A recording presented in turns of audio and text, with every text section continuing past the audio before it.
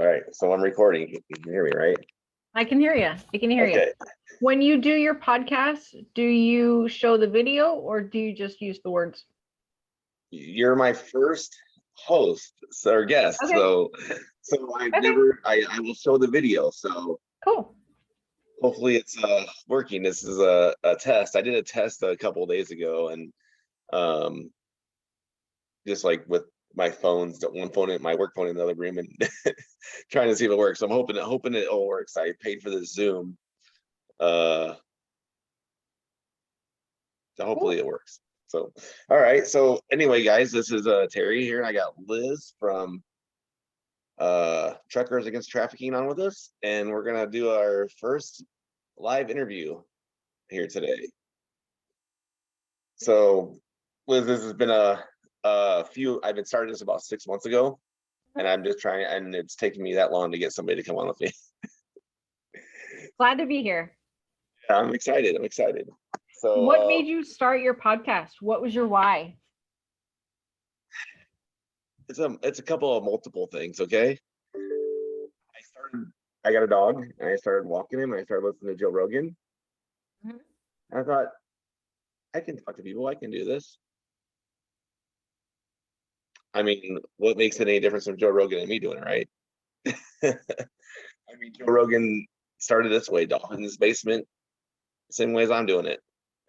But like, I think I'm taking a different approach. I want to talk about some, like I said in my introduction, I want to talk about some sensitive issues. I want to raise awareness around a lot of things, like, and this is one of them. I think this is a topic here in the United States that people don't really think it's a big issue, but it is.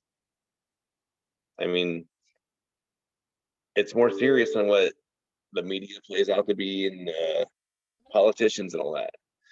I mean, if it wasn't that serious, they wouldn't be dumping all this money into it, right? Fair. Definitely fair. So And I'm happy. I tried doing my share of research, and like the questions I sent you. I don't know how you want to kick this off or how we should kick it off. You know what? How about you ask me about TAT and I'll start there. Okay, people. So this is for everybody that's watching. This is Truckers Against Trafficking, and I listened to the Patriot. It's like a truck driver radio station, talk I'm radio. familiar. Yep. I listen to it every morning, and I was like, I kept hearing them on the radio, and I'm like, I gotta email them. And so one day I just shot myself a text message after I heard it on the radio, and then I googled you, the TAT, and found out how big of an organization you were. And like my first question is like how you guys were formed, and if you want to give your answer Sure. on that. Okay. So TAT began in 2009, and it was a family approach for the people who dreamed up the vision of becoming who Truckers Against Trafficking is today, of who do we train about human trafficking that would make the biggest difference in such a big issue, to where if we bring awareness to the issue, who could be that extra set of eyes and ears on the road? Who could we really tell about human trafficking and made a huge difference? And turned out, for those that founded Truckers Against Trafficking, it was truckers. It was people in the transportation industry, where you realize that they're already on the road. They're already paid to be vigilant and observant. And hey, if we tell them about human trafficking, they're going to pay attention to that too. And well, I was looking through your partners now. So you have a lot of trucking companies. I don't know if Yep. you're like UPS, US Express. I mean, people that work in the industry like myself know who these big companies are. Now, do they donate, or are they involved in the training as well? They're involved in the training. So we are lucky to have big and small companies who have decided to say, hey, not only is it important to us to use our company dollars to support this issue, so that way the training can be free for everyone, it's also important to us to train our drivers to be vigilant and observant, to know what to look for, and then to tell them how to report it. That's huge. It could be one thing if you train someone to be aware about the issue, but if they don't know where to report it and what to say, then we're only solving half the problem. It was just so mind blowing to me when I looked on the website and saw like your board of directors. Like, you have some pretty influential people. We do. And you know what it really comes back to, Terry, is the fact that people care about this issue. They just want to know how to get involved. Yeah, and that's what, like, like I told you before, like I had no idea how to. I want to do it though. I mean, and not only would I don't want to stop here. Like I want to bring more people involved in this. I want to do another podcast on it. I want to like see where it can go and what can we do to stop this and keep the awareness going. And you know, I don't know, there's just so many things I don't know where to go. So like, okay, So let's all start these with the fact that I'm a survivor I'm of sorry, human trafficking. what was that? Let's start with a question you didn't have on your list about the fact that I'm a survivor of human trafficking, and that's why I'm involved. Okay. So when we talk about how human trafficking happens or what it looks like, a lot of us have a picture of the movies or the TV shows that we watch and that we see.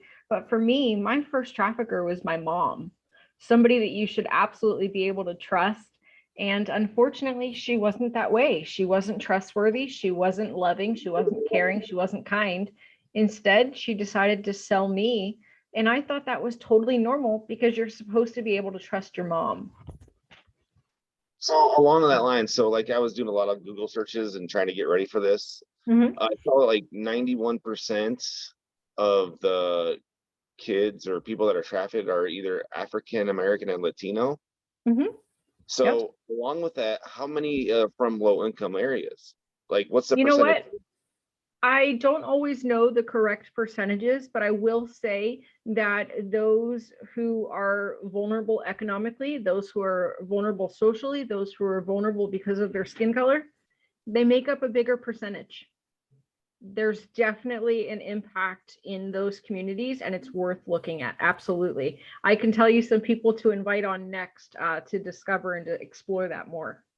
Yeah, because I mean, and then I was like trying to look, okay, so we have like this big government funding for this, right? Mm-hmm. I mean, maybe we're getting a little off the topic here, but we have a huge government funding for this. I think last year was $101 million. Now, is that like, I see that it's funneled through several organizations or handed out to several organizations. If we're putting that much money into it, is it better that we give it to that many different organizations, or should it be pushed a little more, managed a You little know, better? to be fair, I don't think that we're always funneling it to answer the correct questions. To me, what it starts with is, why is demand happening in the first place? Why do people want to buy other human beings? And solving that as a society would go a long way to fixing the issue of trafficking. If someone doesn't want to buy me, then to me, your issue of demand goes down, your issue of trafficking goes down. But it starts with, why do other human beings want to buy a person? I mean, I don't know. You know what, I It's, work the yeah, it's a hard one to answer, it is, because it is. us Like, as normal human beings, us as law abiding citizens, we can't imagine it. We think about the people that we love dearly, male or female, and we think, I wouldn't do that. Why would I do that? well, and that's why it goes to the lower income, I guess, because they need the money. But is that really? It could be money motivated, but I also want to tell you that this is a crime of greed and opportunity. So if you're rich, my parents were rich. If you're rich, you do it because you love money. It's not just a crime of opportunity when it comes to poverty. It's a crime of, I'm going to do this because it makes my life better. Or it's sometimes just the bad person finding, unfortunately, someone else to prey upon, because traffickers are predators. So, like, and we'll go along with that. You talk about how they have the family trust. So, is it really a family friend or romantic? So, it's not really strangers doing this to strange people. It's mostly someone you trust. It's mostly someone who, whether you've known them for 3 days, 3 hours, or 4 years of your life, it's somebody who you've said, I can let my guard down around you. I see, can and trust you. I would Mm-hmm. never think of that. I would never think that, like, okay, I'm gonna tell you, my family isn't some substantial family, some higher class family. Yeah. My mom barely graduated high school. She can't read. So like I'm lucky to be where I'm at, let's put it that way. My dad passed away when I was young. So we lived off the system for here and there when my mom needed help. And Mm-hmm. but it's still like you think like, how would somebody get that way to think about their loved ones? Yeah. I just don't know. It's kind of shocking to me. It's I don't always have the answer for why evil happens in the world, and I truly do label it as evil. What I will say is that I think that greed has a factor in it, that poverty is a factor in it, that the love of money is the root of all evil. And yeah, I agree. so sometimes that has a factor in it. And then also looking at other types of people, whether that's skin color or background or, just there were men who bought me who thought I was just less than inferior, looked at me like I was nothing. So there's a whole group of people out there who buy women, who buy girls, who buy men, who buy women, and they just look at you like you don't even exist, like you're just there to use, you're an object. So you have a whole group of people who don't see me as human, they saw me as an object.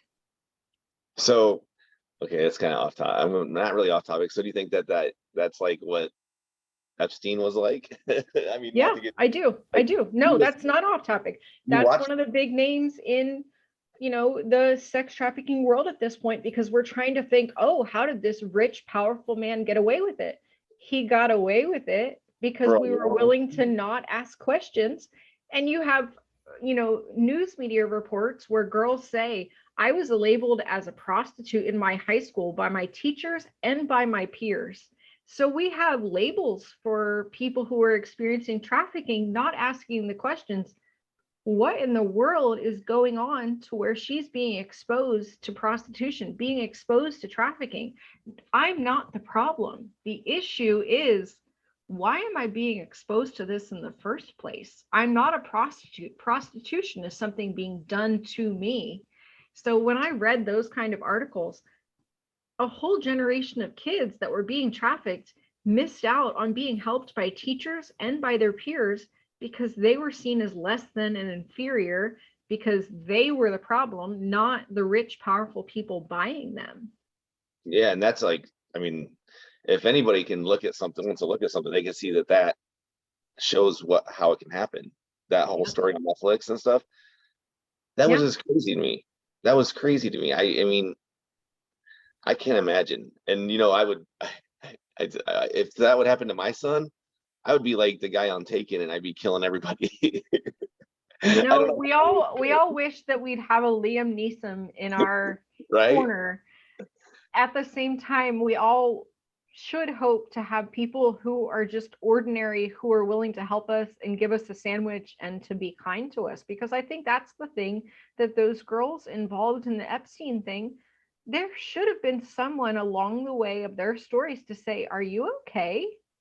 What's going on? Because someone had to notice the absences, someone had to notice their bruises, their scars, someone had to say, your stories don't make sense. You're missing a lot of, Someone, yeah. yeah, someone had to say, there's more than what I'm looking at here.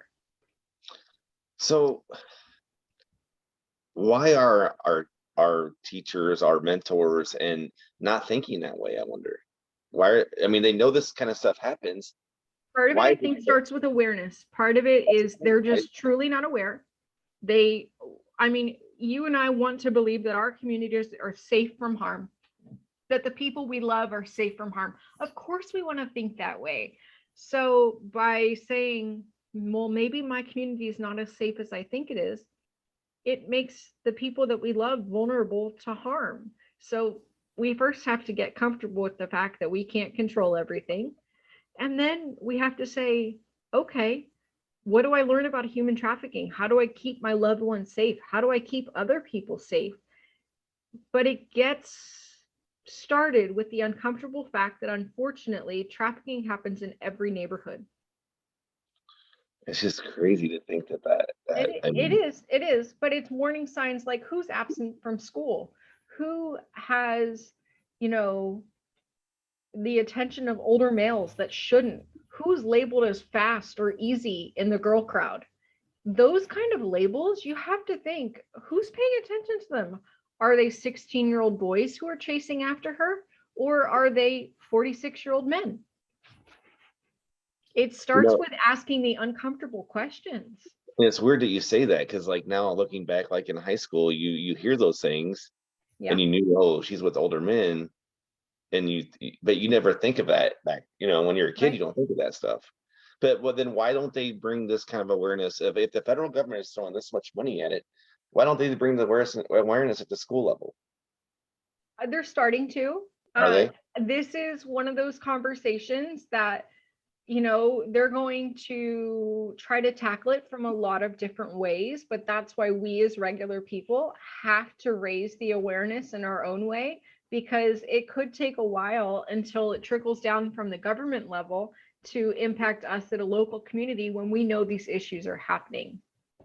So say someone like me who is like really concerned about awareness, living in the community I live in, not thinking it's here, how would someone like me get to the school? And I guess I just have to go to like the school board and say, hey, look, what do we got to do to bring awareness around this? I'm concerned about Well, it.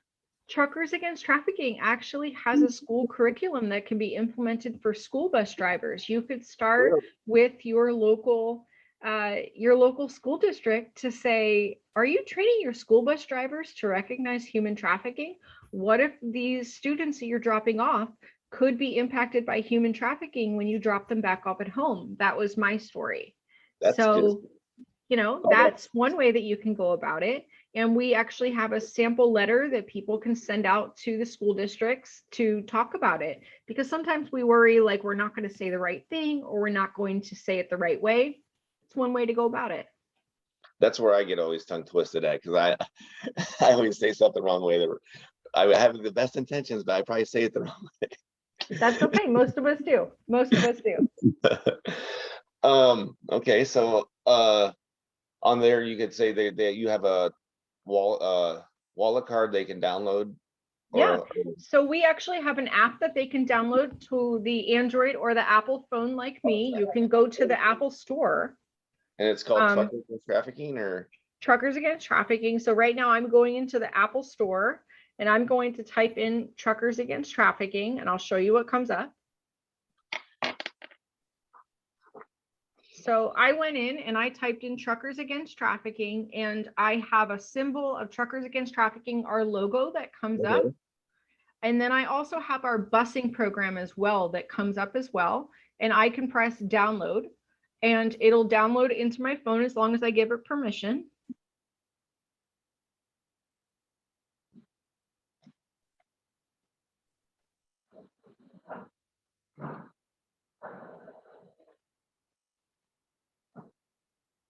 Okay, so I just downloaded it. It took me a second to remember my own I'm gonna password. do it as soon as we're done with this call. I'm gonna check it out. Great.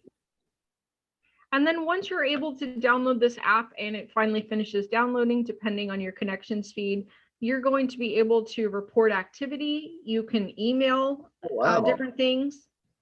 Yeah, it's a pretty great app. So it has red flags to look for. It has labor trafficking red flags, because I know that sometimes we spend a lot of attention and time on sex trafficking, but it's important to pay attention to labor too. There's resources. And then in non-COVID times, we also have volunteer opportunities where you can take our free materials and go to local truck stops. We can send you posters or the wallet cards, and Wow. we can say, hey, go there, talk with them. This is what you say. Can they hang up our posters? So if someone is in need of help, they could potentially see it there.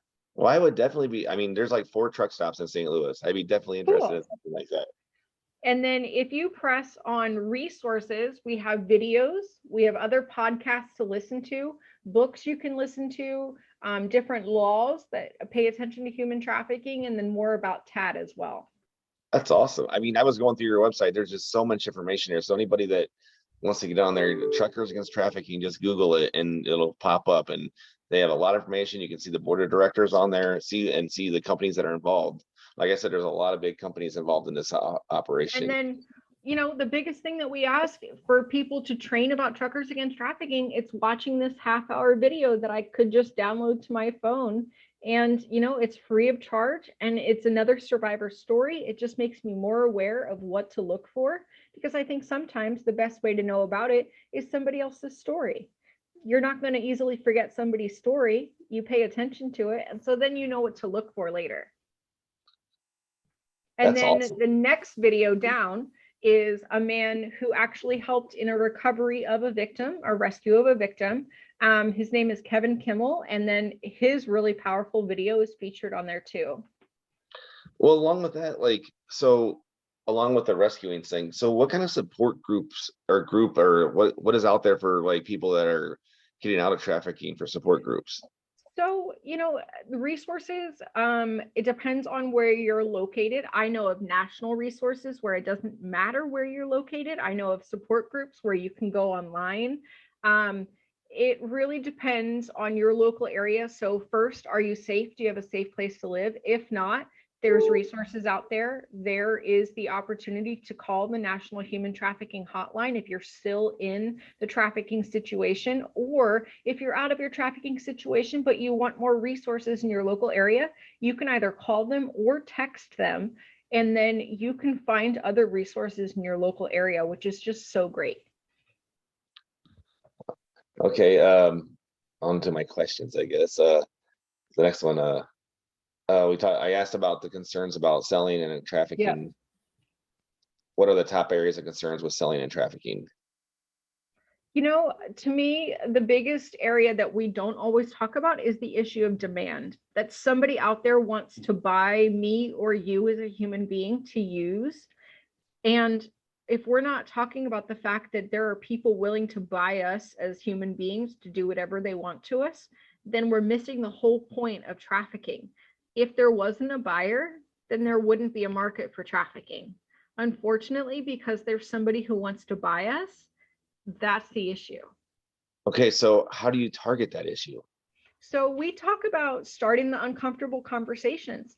We start talking about demand. We start talking about the uncomfortable fact that pornography plays a huge role in trafficking, where you don't realize that many people used in pornography are not there by their own will, that they're there, they're forced into it, and they don't want to be there in the first place. So demand plays a huge part in trafficking. Excuse me. It's just still hard for me to grasp. It is. And I mean, it's one of those issues that you're going to have to just keep trying to ponder and make sense of. And I have other people that you can talk to about the demand issue that you can really delve into. And I'll give you those contacts because I think they would be great. As this is part one, who is Tat? Here's part two. Let's talk about demand. I think that would be great for you. Oh yeah, that'd be awesome. I love it. Yeah. So I asked the next question was how big of a part does supply chain revolve around trafficking? And you kind of So touched based on that a little bit with the yeah, with the demand piece, that's the piece I'm comfortable saying is if you didn't have demand, you wouldn't have victims needing to be supplied to them. Where people who say, oh, the Super Bowl is the biggest trafficking event, it's not, it's the influx of demand. It's the people coming in, and pimps know that they can sell human beings to the men coming into town. So they're really just businessmen. Where you ask, like, oh, are drugs a big issue too? They can be, but it's really the trafficker being a businessman saying, can I make more money selling a girl a bunch of times, or can I only sell the drug product one time? It all just depends on how they look at it. And unfortunately, as a community, we have to start saying, what's going on in my community and am I comfortable with it? so it's like the men with power. Yeah. It's And a, it goes back to the Epstein thing. It goes back yeah. to, are we going to turn a blind eye to those that have power and influence, or are we willing to say enough is enough and I don't want any more of this? So here's what I hate about the whole situation with the guys with power and money. Look at what just happened to Prince Andrew. He bought his way out of it. Yeah. Why do we continue those people with money then that can buy their way out of it? Why do we continue as a country to let them do that? Good question. I mean, it's never going to stop with the people of power if they know they can just buy their way out of it if they got the money to do it. Yeah. Yeah. It's not easy. There's not an easy answer. And so that's why I think the part two, I will invite some people I know to talk about demand with you, talking about why is this an issue in the first place. And I think that would be a great next segment for you to have. Yeah, yeah, that sounds great. Yeah, it's just crazy to me. And then we talked about or my one of my questions was like the rate of trafficking higher coming into the country versus out of the country, because I was explaining to you for the Yeah. people watching, there's containers that ship from certain parts of the country with freight in them, and they also have kids in them. They're finding blankets and food in these containers. So these containers are getting shut up and put on the rail and shipped from one side of the country to another with kids in them. And there may be a smuggling issue, there may be an immigration issue, there may be those things, but the vast majority of victims that I've seen are US victims that are unfortunately caught up in this. And it's always easy to say, oh, it's somebody else and it's somewhere far away. But instead, we have to look at it as, oh, this is an issue happening right here to kids I know and love. And so we need to take an issue to be proactive towards it. It's just crazy to me. It is crazy. It is crazy. How about we stop there and I will make some calls for you to do another segment towards demand and ending human trafficking. Oh, yeah, definitely. Yeah. Okay. Cool. All right, Liz, I appreciate you getting on today. And also I want to get involved. What do I need to do to get to the truck stops and do all that? Great. So being able to get involved, first it started with that app that you downloaded. All of those videos are super great to watch, and I think you need to pay attention to them. But also, because you already have my email, but for those that don't, if you go on Truckers Against Trafficking, I'm going to go on there on my phone and I'll tell you exactly what to click on.